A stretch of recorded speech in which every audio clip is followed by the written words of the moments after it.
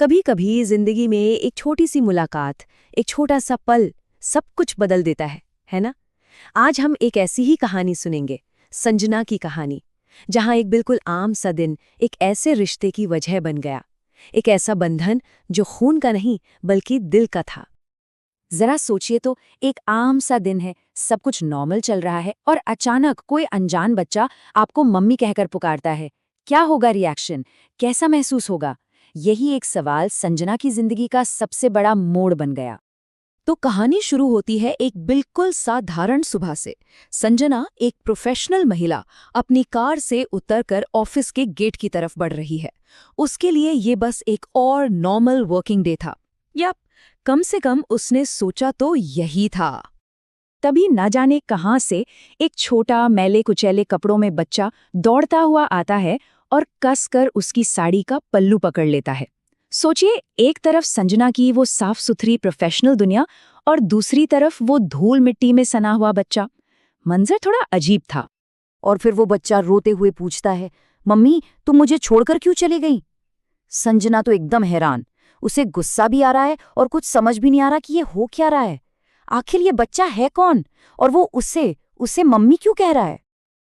अब इस हैरानी और गुस्से के बीच संजना उस बच्चे को झिड़क देती है।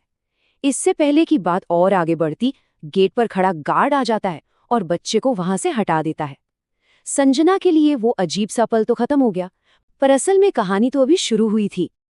संजना ऑफिस में अपने काम में लगने की कोशिश तो करती है, लेकिन उस बच्चे का चेहरा और उसकी आवाज उसके दिमाग में घूमती रहती है। एक अजीब सी बेचैनी उसे पूरे दिन घेरे रही। लंच टाइम में उससे रहा नहीं गया और वो वापस गेट पर गार्ड से पूछने चली गई। जब उसने उस बच्चे के बारे में पूछा तो गार्ड ने बड़े ही कैजुअल तरीके से जवाब दिया कि हाँ, मैंने उसके बाप से शिकायत कर दी थी और वो उसे ले गया। पर संजना की बेचैनी कम नहीं हुई। उसने गार्ड से वो सवाल पूछा जो उसे अंदर ही अंदर खाए जा रहा था, लेकिन वो मुझे मम्मी क्यों बोल रहा था? और बस यहीं से एक बहुत ही दर्दनाक सच सामने आने वाला था।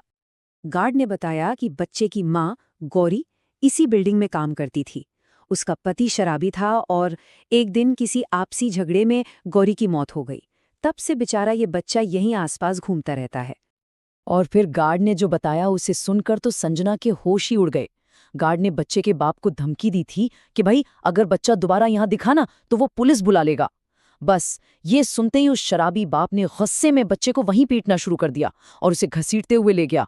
अब संजना को एहसास हुआ कि उसकी एक जरा सी शिकायत ने उस मासूम बच्चे की जान पर बनाई थी। एक दिन बीता, फिर दूसरा।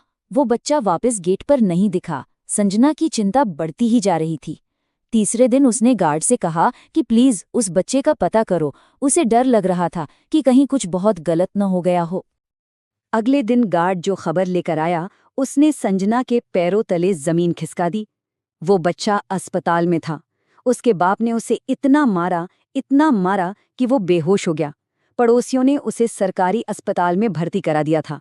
वो वहां बिल्कुल लावारिस पड़ा था। ये सुनते ही संजना का दिल बैठ गया। एक अपराध बोध और एक अजीब सी जिम्मेदारी की भावना ने उसे घेर लिया। उसने बिना एक पल सोचे गार्ड से अस्पताल का पता पूछा और सीधे वहां के लिए निकल पड़ी। जैसे ही वो अस्पताल पहुंची, डॉक्टर ने उसे देखा और शायद उसे ही बच्चे की मां समझ लिया। डॉक्टर ने कहा, मैडम कहाँ थी आप? ये बच्चा आपको कितना याद कर रहा था। देखिए तो, इसे कितनी बेरहमी से मारा है किसी ने। ये शब्द संजना के दिल में तीर की तरह चुभ गए। संजना घंटों तक उस बेहोश बच्चे के पास बैठी रही, बस उसे देखती रही। वो उस अनजाने रिश्ते को महसूस कर रही थी जो शायद एक गिल्ट से शुरू हुआ था, लेकिन अब वो एक गहरी ममता में बदल रहा था। शाम को जब बच्चे को होश आया तो उसने धीरे से अपनी आंखें खोलीं और संजना को देखकर बस इतना ही कह पाया, मम्मी तुम कहाँ चली गई थी? देखो पापा ने मुझे कितना मारा। ये सुनते ही संजना के सब्र का बांध टूट गया। उसकी आंखों से आंसू बहने लगे। उसने उस बच्चे को कसकर गले से लगा लिया और एक वादा किया, एक माँ वाला वादा। उसने कहा, बस बेटा, अब तुझे कोई नहीं मारेगा, कभी नहीं। उसी एक पल में संजना ने उसे हमेशा के लिए अपना लिया था। तभी पीछे से उसके पति अविनाश की आवाज आई, हाँ, और अब मम्मी भी तुझे छोड़कर कहीं नहीं जाएगी। संजना ने उसे फोन पर सब बता दिया था और अविनाश बिना कोई सवाल किए अपनी पत्नी के इस फैसले में उसका साथ देने वहां पहुंच चुका था। इसके बाद संजना और अविनाश ने मिलकर उस बच्चे को एक नई जिंदगी दी। वो उसे घर ले आए, उन्होंने उसके शराबी बाप को ढूंढा और पूरी कानूनी प्रक्रिया के साथ उस बच्चे को हमेशा हमेशा के लिए अपना बना लिया और उसे एक नया नाम दिया, ऋषभ।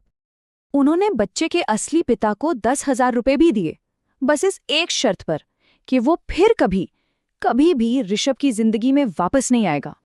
सोचिए, वो बच्चा जिसे कुछ दिन पहले ऑफिस के गेट से एक अजनबी समझकर भगा दिया गया था, आज उसे संजना और अविनाश के रूप में अपना असली घर और सच्चे माँ बाप मिल गए थे। संजना और ऋषभ की ये कहानी हमें एक बहुत जरूरी बात याद दिलाती है कि परिवार हमेशा खून से नहीं बनते। कभी कभी सबसे मजबूत रिश्ते दिल से बनते हैं। ममता का रिश्ता किसी भी बंधन से, किसी भी सीमा से परे होता है।